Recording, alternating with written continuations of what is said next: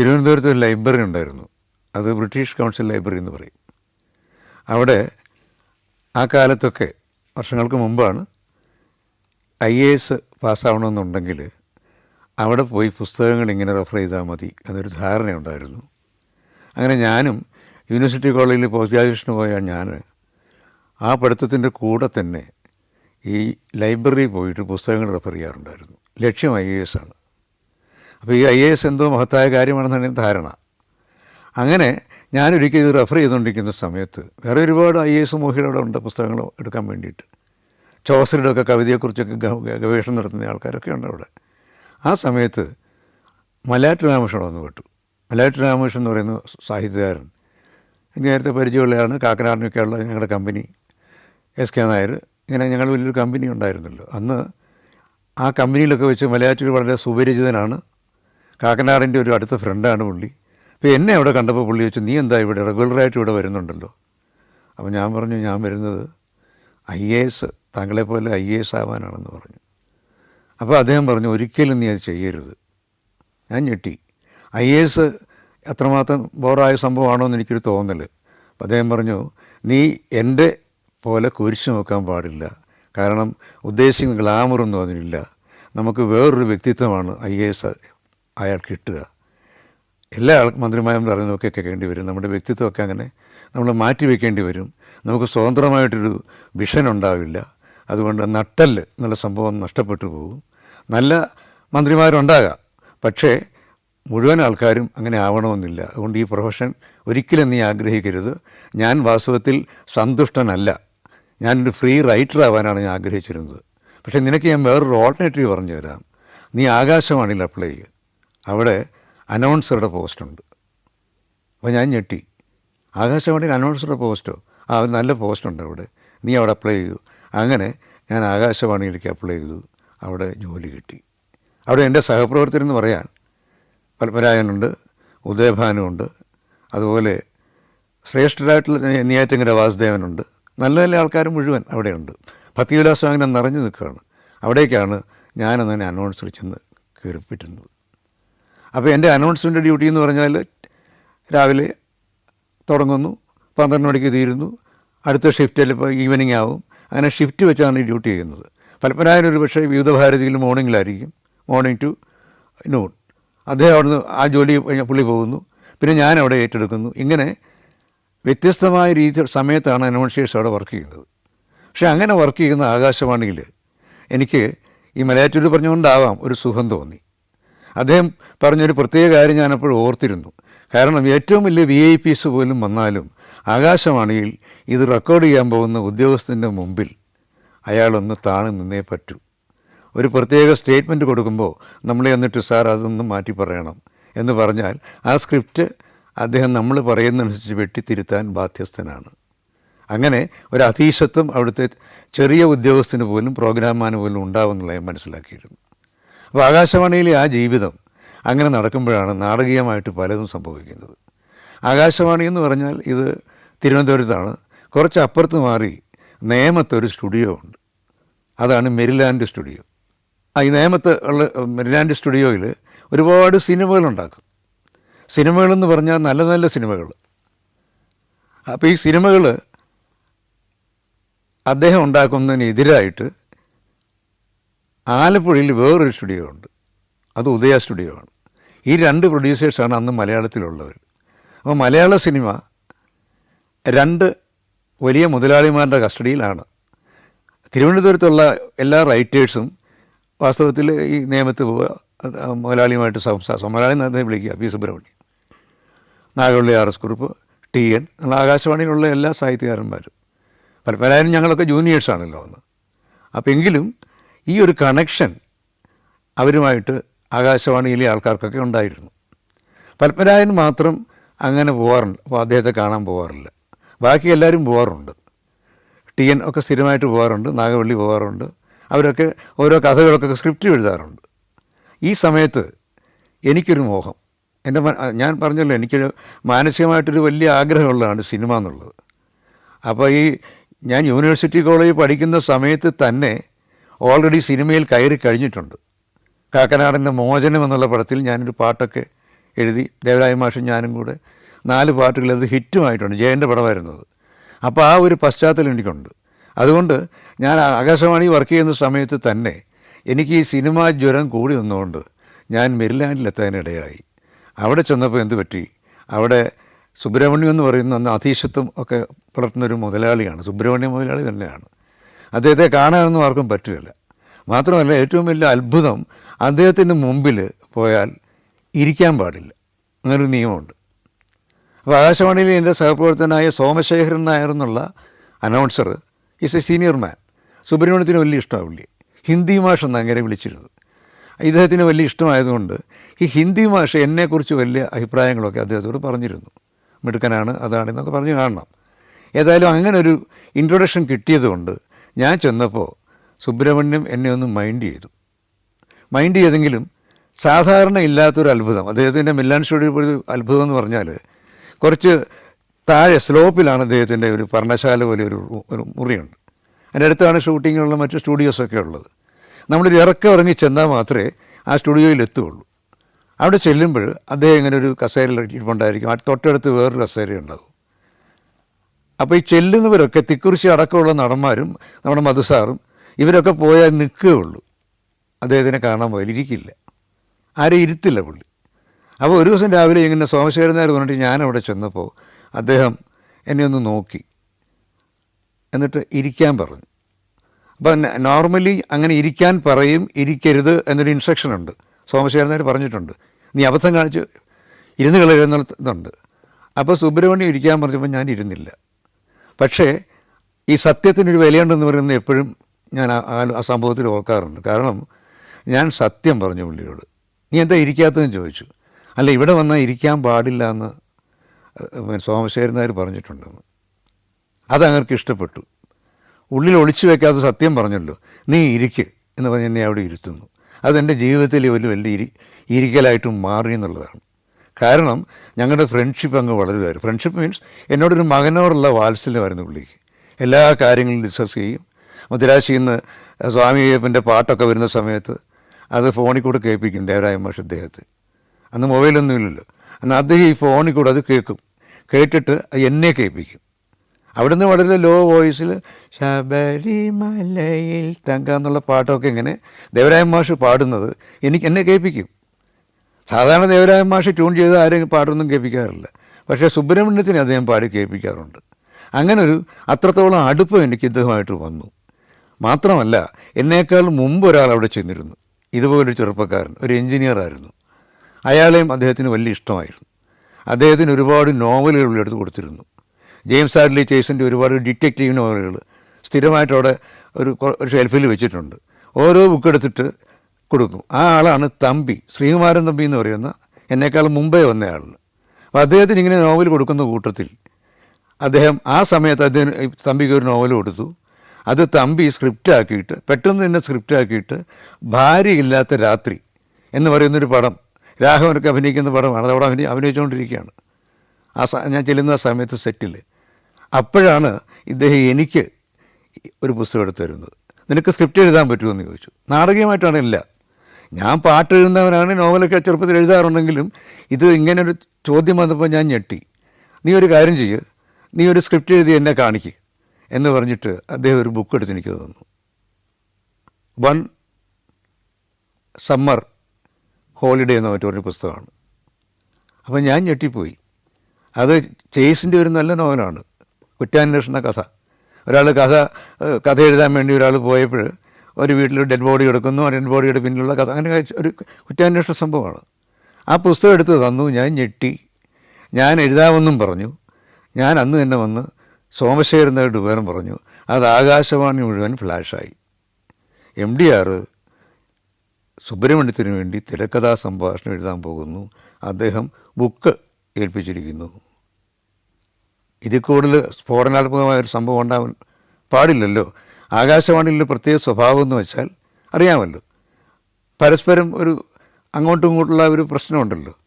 അങ്ങോട്ടും ഇങ്ങോട്ടും എന്താ പറയുക, ബഹുമാനിക്കാൻ മനസ്സുകൊണ്ടുണ്ടെങ്കിലും ബഹുമാനിക്കാത്ത ഒരു പ്രത്യേക അസൂയ എന്ന് പറഞ്ഞുകൂടാ. അങ്ങനെ പ്രൊഫഷണലായിട്ടുള്ള എല്ലായിടത്തും ഉള്ളതാണ്. ഇത് അങ്ങനെ വളരെ വർദ്ധിക്കുകയും ഈ TN അങ്ങനെയുള്ള ആൾക്കാർ ഗ്രൂപ്പിലേക്ക് ഞാനും വന്ന് പെടുകയും ചെയ്തല്ലോ എന്നെനിക്ക് തോന്നി. അപ്പോൾ പത്മരാജൻ ഇത് കേട്ട് എന്നോട് പറഞ്ഞു, നിനക്കത് വളരെ പത്മരാജൻ പ്രത്യേക ടൈപ്പ് ഓഫ് ഡയലോഗാണ്, അത് നിനക്ക് വലിയ ദൂഷ്യം ചെയ്യും, അത് ഒട്ടും ശരിയായില്ല, നീ അത് അക്സെപ്റ്റ് ചെയ്യാൻ പാടില്ലായിരുന്നു. ഇങ്ങനെയൊക്കെ പുള്ളി എന്നോട് പറഞ്ഞു. അപ്പം ഞാനതിൻ്റെ എന്താ അങ്ങനെ സംഭവിക്കുന്നതിന് അറിയില്ലല്ലോ. അങ്ങനെ ഞാൻ അവിടെ ഈ പറഞ്ഞ പോലെ ഒരു നോട്ടപ്പുള്ളിയായി. അങ്ങനെ എൻ്റെ മൂവ്മെൻറ്റ്സൊക്കെ എല്ലാവരും വാച്ച് ചെയ്യുകയാണ്. ഇവൻ എപ്പോഴൊക്കെ നിയമത്ത് പോകുന്നുണ്ട്, എപ്പോഴൊക്കെ തിരിച്ചു വരുന്നുണ്ട്. ഇതൊരു വലിയ അത്ഭുതമായി മാറി. എനിക്കാണെങ്കിൽ ഈ ഒരു സ്ക്രിപ്റ്റ് എഴുത്തിൻ്റെ ആ ഒരു വ്യഗ്രതയും ഒക്കെ വന്നിട്ട് ഞാൻ സ്ക്രിപ്റ്റ് പൂർത്തിയാക്കി കഥ എഴുതാൻ പോയപ്പോൾ എന്നാണ് ആ സ്ക്രിപ്റ്റ്, അതുകൊണ്ട് പുള്ളിയെ ഏൽപ്പിച്ചു. അദ്ദേഹത്തിന് സ്ക്രിപ്റ്റ് ഇഷ്ടപ്പെട്ടു. അദ്ദേഹം എനിക്കൊരു കവർ തന്നു, അഡ്വാൻസ്. ഇതൊക്കെ അത്ഭുതങ്ങളാണ്. ഇതുകൂടെ ആയപ്പോൾ ആകാശവാണിയിൽ സ്ഫോടനം ഉണ്ടായി. ഞാൻ ചെന്നപ്പോൾ അവിടുത്തെ സ്റ്റേഷൻ ഡയറക്ടർ പറഞ്ഞു, ഇങ്ങനെ എന്നെ കാണുമെന്ന് പറഞ്ഞു. ഞാൻ ചെന്നു. അപ്പോൾ എനിക്കൊരു മെമ്മോ എന്നാണ് പറയുക, മെമ്മോ അടിച്ചു തന്നു. നിങ്ങളുടെ അന്നത്തെ കോൺട്രാക്റ്റ് ബേസിലാണ് അപ്പോയിൻമെൻറ്റ്, നിന്നെ ടെർമിനേറ്റ് ചെയ്തിരിക്കുന്നു, എൻ്റെ കോൺട്രാക്റ്റ് ഇനി മുതൽ വരണ്ട. കാരണം എന്താണ്? കാരണം നീ ആകാശവാണിയിൽ വലിയ താല്പര്യമൊന്നും കാണിക്കുന്നില്ല, ഡ്യൂട്ടിക്കൊന്നും അങ്ങനെ വരുന്നില്ല, അതുകൊണ്ട് താല്പര്യം വേറെയാണ്, അതുകൊണ്ട് ഇവിടെ കണ്ടിന്യൂ ചെയ്യേണ്ട കാര്യമില്ല. ഇതൊരു ഷോക്കിംഗ് സംഭവമായിരുന്നു. ഞാൻ മെമ്മോയൊക്കെ വാങ്ങിച്ച് തിരിച്ച് ഇറങ്ങി വരുമ്പോൾ പത്മരാജൻ പറഞ്ഞു, ഞാൻ അപ്പോഴേ പറഞ്ഞില്ലേ ഇത് അപകടമാണെന്ന്. അപ്പോഴും പുള്ളി നേരത്തെ പത്മരാജൻ പറഞ്ഞതാണിത്. മാത്രമല്ല വേറൊരു അപകടവും പറ്റി. എൻ്റെ മോചനം എന്നുള്ള പാട്ടിലെ പാട്ടുകളൊക്കെ അപ്പോൾ ബോഡ്കാസ്റ്റ് ചെയ്യുന്നുണ്ട് ആകാശവാണിയിലൂടെ. അവിടുത്തെ ഒരു അനൗൺസറുടെ പാട്ട് അയാൾ ജോലിയിലിരിക്കുമ്പോൾ അയാൾ തന്നെ അനൗൺസ് ചെയ്യുക എന്നുള്ള ഒരു ദൗർഭാഗ്യം എനിക്കുണ്ടായി. അപ്പോൾ നാച്ചുറലി ടെർമിനേഷൻ ആവശ്യമാണല്ലോ. അങ്ങനെ എന്നെ ടെർമിനേറ്റ് ചെയ്തതോടുകൂടി ഞാൻ ദുഃഖിച്ചു. Morocco, North Macedonia, Kazakhstan, Zambia, Zimbabwe. Sancharam pendrive volume number 21. അപൂർവ ദൃശ്യയാത്രാ വിവരണ ശേഖരം ഉടൻ സ്വന്തമാക്കാൻ സഞ്ചാരം എന്ന് SMS ചെയ്യൂ. ഫോൺ 9995444222. വേറെ തമാശയുള്ളത്, എൻ്റെ അച്ഛൻ്റെ പേര് പൊൻകുന്നം ദാമോദരൻ. അദ്ദേഹം പണ്ട് തൃശ്ശൂരൊക്കെ വലിയ രാഷ്ട്രീയ പ്രവർത്തനമൊക്കെ നടത്തിയ ഒരാളാണ്. EMS, AKG ഇങ്ങനെയൊക്കെ പറഞ്ഞ് വലിയ പുരോഗമന സാഹിത്യത്തിൻ്റെയൊക്കെ ആളായിരുന്നു. തകഴി അച്ഛൻ, മുണ്ടശ്ശേരി മാഷ്, പവനൻ, ഇങ്ങനെയൊക്കെ ഒരു ഗ്രൂപ്പ് ഉണ്ടായിരുന്നു. അപ്പോൾ അങ്ങനെയുള്ള അച്ഛൻ്റെ മകനാണ് ഞാൻ. അപ്പോൾ ഞാൻ ഒരു കമ്മ്യൂണിസ്റ്റുകാരൻ്റെ മകനാണ്. വാസ്തവത്തിൽ അന്ന് അച്ഛൻ്റെ ഏറ്റവും വലിയ പ്രതിയോഗിയായിരുന്നു K. കരുണാകരൻ. അദ്ദേഹമാണെങ്കിൽ രണ്ടും ഓപ്പോസിറ്റ് പാർട്ടികളാണല്ലോ. ഇവർ തമ്മിൽ അങ്ങോട്ടും ഇങ്ങോട്ടും മത്സരങ്ങളും എല്ലാം ഉണ്ടായിട്ടുണ്ട്, പ്രസംഗങ്ങളൊക്കെ ഉണ്ടായിട്ടുണ്ട്. അപ്പോൾ ആ കരുണാകരനാണ് ഈ സമയത്ത് ആഭ്യന്തരമന്ത്രി. അന്നത്തെ ആഭ്യന്തരമന്ത്രി എന്ന് പറഞ്ഞാൽ അപ്പോൾ കാലഘട്ടം കൊണ്ട് മനസ്സിലായി കാണുമല്ലോ. അന്നത്തെ അടിയന്തരാവസ്ഥ കാലമെന്ന് പറഞ്ഞാൽ അന്നത്തെ ഏറ്റവും അപകടം പിടിച്ച ഒരു കാലമാണ്. മുടിചൂടാമെന്നായിട്ട് കരുണാകരൻ ഇരിക്കുന്നു മൻമോഹൻ പാലസിൽ. ഞാൻ അച്ഛനോട് വിളിച്ച് പറഞ്ഞു, ഇങ്ങനെ എൻ്റെ ഇവിടുത്തെ പണി പോയി, എന്താ കാര്യമെന്ന് ചോദിച്ചു. ഞാനിങ്ങനെ ഒന്നും അത്ര അപകടമൊന്നും കാണിച്ചിട്ടില്ല, ഇടയ്ക്ക് മെരിലാൻഡിൽ പോയിരുന്നു, അതിങ്ങനെ ഒരു സംഭവം ഉണ്ടായി, നീ ഒരു കാര്യം ചെയ്യും, കരുണാകരനെ പോയി കണ്ട് കാര്യം പറയാൻ പറഞ്ഞു. അപ്പോൾ ഞാൻ അത്ഭുതപ്പെട്ടു. അച്ഛൻ ഇങ്ങനെ പറയാനൊന്നും നീ ചെല്ലു. അപ്പോൾ ഞാൻ കരുണാകരനെ കാണാൻ വേണ്ടി, അദ്ദേഹത്തിനെ കാണാൻ വേണ്ടി മൻമോഹൻ പാലസിൽ ചെല്ലുകയാണ്. അന്നത്തെ ഒരു ചെറുപ്പം, എൻ്റെ ആവേശം, പിന്നെ എനിക്ക് ഒരു ശശി തരൂർ മോഡലുള്ള ഇംഗ്ലീഷാണ് ഞാൻ പ്രയോഗിക്കുക. അപ്പോൾ അങ്ങനെയുള്ള ഇംഗ്ലീഷ് എൻ്റെ കയ്യിലുണ്ട്. എന്തായാലും ചെല്ലാം എന്ന് പറഞ്ഞ് ഞാൻ അദ്ദേഹത്തിൻ്റെ മുറിയിൽ ചെന്നു. അപ്പോൾ ഇപ്പോഴും ഞാൻ ഓർക്കുന്നു, അദ്ദേഹത്തിൻ്റെ അവിടെ ഒരുപാട് പേര് കാണാൻ നിൽക്കുന്നുണ്ട്. അദ്ദേഹം ഗീത പാരായണം എല്ലാം കഴിഞ്ഞിട്ട് വന്നിരിക്കുകയാണ്. എന്നും രാവിലെ അദ്ദേഹത്തിൻ്റെ പൂജാമുറിയിൽ ഗീത ഇങ്ങനെ പാരായണം ചെയ്യും, അത് കഴിഞ്ഞേ വരുള്ളൂ. അങ്ങനെ അദ്ദേഹം വന്നു, അത് മുറിയിലിരിക്കുന്നുണ്ട്. ഒരു മുഹമ്മദ് മറ്റോ എന്നോട് പറഞ്ഞു, ആളവിടെയുണ്ട്. അപ്പോൾ എന്നെ ഇൻട്രൊഡ്യൂസ് ചെയ്തു, ഇങ്ങനെ ഇന്നയാളിൻ്റെ മകനാണെന്ന് പറഞ്ഞു.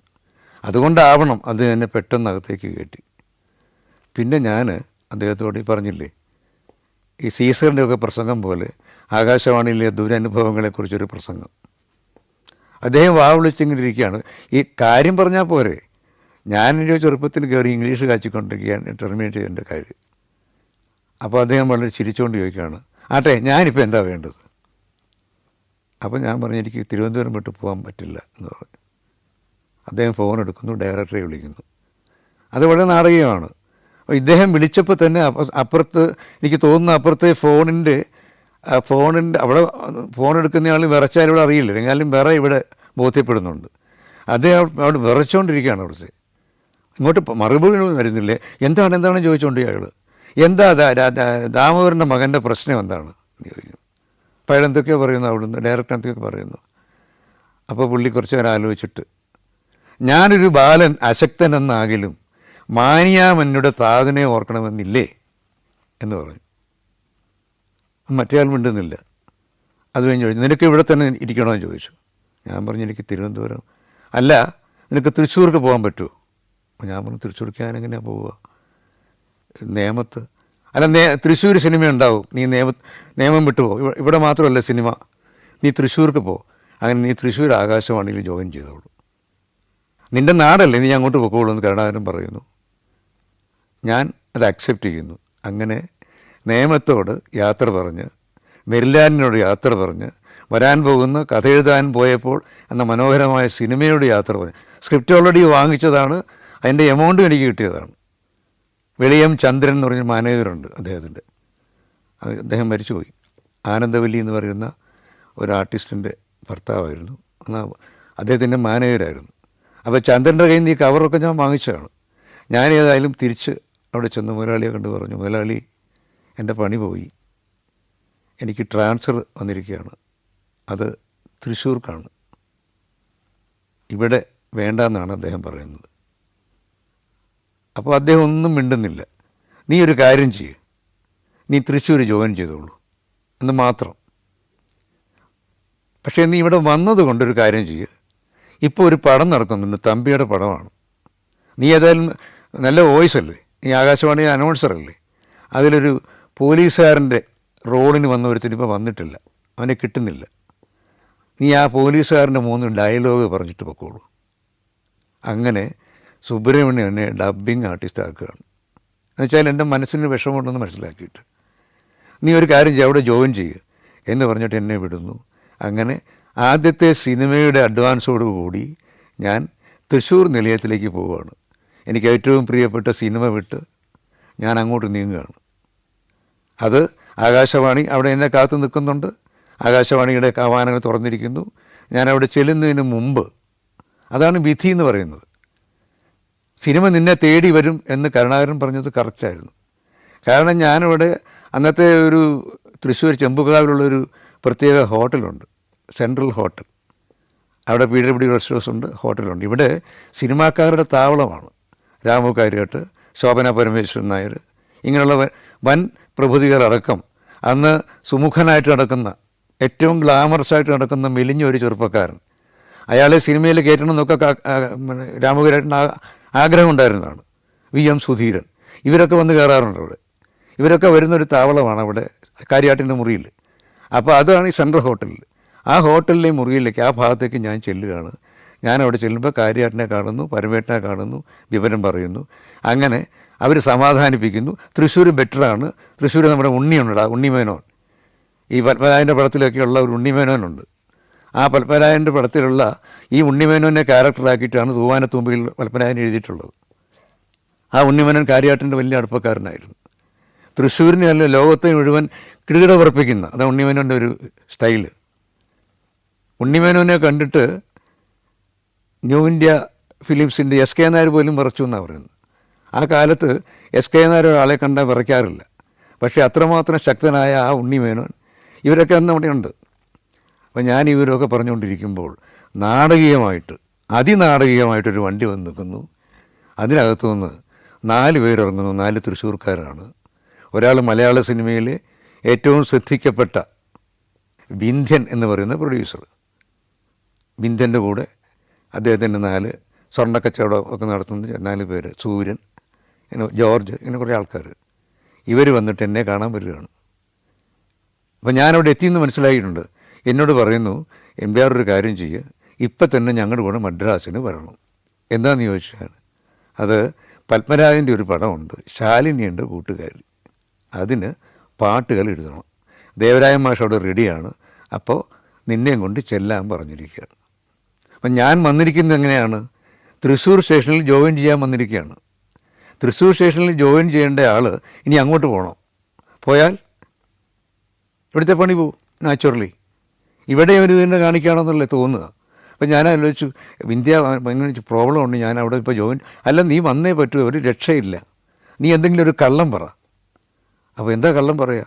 അപ്പോൾ ഇന്ത്യൻ്റെ വായിൽ നിന്ന് ഒരു ഡയലോഗ് വന്നു, നീ ഒരു കാര്യം ചെയ്യും, നിൻ്റെ അമ്മാവനോ ആരെങ്കിലും മരിച്ചു എന്ന് പറ, അപ്പോൾ കുഴപ്പമില്ലല്ലോ.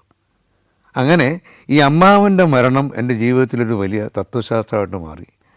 ആകാശവാണി വർക്ക് ചെയ്യുന്ന എല്ലാ കാലങ്ങളിലും ഒരുപാട് ഓഫറുകൾ മദ്രാസിൽ നിന്ന് വരുമ്പോൾ, ഈ 90-ലും ഒക്കെ ഒരുപാട് പടത്തിന് എനിക്ക് എഴുതേണ്ടി വന്നിട്ടുണ്ട്. അപ്പോഴൊക്കെ ഒന്നുകിൽ അമ്മാവൻ അല്ലെങ്കിൽ അമ്മായി ഇവർ മരിച്ചുകൊണ്ടേയിരിക്കും. അതുപോട്ടെ, അങ്ങനെ ഈ നുണ പറയാൻ വേണ്ടി റെഡിയായിട്ട് ഞാൻ ആകാശവാണി ചെല്ലുന്നു, അവിടെ ജോയിൻ ചെയ്യുക. അപ്പോൾ ഞാൻ ആലോചിച്ചു, സത്യം പറയുന്നത് നല്ലതാണല്ലോ, സുബ്രഹ്മണ്യത്തോട് സത്യമല്ലേ അന്ന് പറഞ്ഞത്, ഇവിടെ സത്യം പറഞ്ഞാൽ എന്ത് കുഴപ്പം? അപ്പോൾ ഞാൻ പറഞ്ഞു, ഇങ്ങനെ ജോയിൻ ചെയ്യാൻ ചെറിയൊരു ബുദ്ധിമുട്ടുണ്ട്, ഇങ്ങനെ ഒരു പുതിയ സിനിമയുടെ ഒരു ഓഫർ വന്നിട്ടുണ്ട്, അപ്പോൾ വലിയ ദേവരായ മാഷൊക്കെയാണ് മ്യൂസിക് കൊടുക്കുന്നത്. അപ്പോൾ ഈ ഡയറക്ടർ പറഞ്ഞൊരു കാര്യം ചെയ്യും, താൻ 2 ആഴ്ച കഴിഞ്ഞ് ജോയിൻ ചെയ്താൽ മതി. അങ്ങനെ ഞാൻ അവിടുന്ന് കിട്ടിയ സൗജന്യത്തിൻ്റെ പുറത്ത് ശാലിനി എൻ്റെ കൂട്ടുകാരി എന്നുള്ള സിനിമ വർക്ക് ചെയ്യാൻ വേണ്ടി മദ്രാസിലേക്ക് പോവുകയാണ്. അപ്പോൾ എൻ്റെ കൂടെ സിനിമ വരികയാണ്, ആകാശവാണിയും സിനിമയും രുക്മിണിയും സത്യഭാമയും. ഏത് വേണമെന്നറിയാതെ ഭഗവാൻ കൃഷ്ണൻ വിഷമിച്ചതുപോലെ ഞാനും വിഷമിക്കുകയാണ്. പക്ഷേ രണ്ടും എൻ്റെ കൂടെ ഉണ്ടായിരുന്നു. ഏതിനെ തിരസ്കരിക്കണം, ഏതിനെ ഉൾക്കൊള്ളണം, അതിൻ്റെ ഒരു വലിയ ഒരു ഡയലമ്മയായിരുന്നു എൻ്റെ ജീവിതകാലം മുഴുവൻ. ഇപ്പോഴും അങ്ങനെയുള്ള ഡയലമ്മയുള്ള സമയത്തൊക്കെ സുബ്രഹ്മണ്യത്തിൻ്റെ ആ വാക്യം, സത്യം പറയുക, സത്യം പറഞ്ഞാൽ രക്ഷപ്പെടാം എന്നുള്ളൊരു തെളിവാണ് ഈ ശാലിനി എൻ്റെ കൂട്ടുകാരിയുടെ വരവും. ആ പടത്തിലെ പാട്ടുകളൊക്കെ നിറഞ്ഞോടുകയാണ്. ഈ പാട്ടിൽ അന്നത്തെ ഒരു സിസ്റ്റം എന്ന് പറഞ്ഞാൽ വയലാർ രാമവർമ്മ, ONV കുറുപ്പ്, ഭാസ്കരൻ മാഷ്, ഇങ്ങനെ പ്രഗത്ഭന്മാർ നിൽക്കുന്ന ഒരു സ്ഥലമാണ്. ആ സ്ഥലത്തേക്കാണ് ഈ പത്മരാജൻ്റെ ശാലിനി എൻ്റെ കൂട്ടുകാരി എന്നുള്ള സിനിമ അന്നത്തെ കലാലയങ്ങളെ മുഴുവൻ ആകർഷിച്ച സിനിമയാണ്. ഒരു അഹങ്കാരം പറയുകയല്ല, അതിലെ ഒരു പ്രത്യേക പാട്ട് പാടിയാണ് അന്നത്തെ കാമുകന്മാർ കാമുകന്മാരെ വശീകരിച്ചുകൊണ്ടിരുന്നത്. സുന്ദരി നിൻ തുമ്പ് കെട്ടിയിട്ട ചുരുൾമുടിയിൽ. ഇത് പാടുന്ന കാമുകനെ നോർമലി കാമുകി ഇഷ്ടപ്പെടുകയും അങ്ങനെ ഒരുപാട് പ്രണയങ്ങൾ നടന്നു അന്നത്തെ കോളേജ് കലാലയങ്ങളിൽ.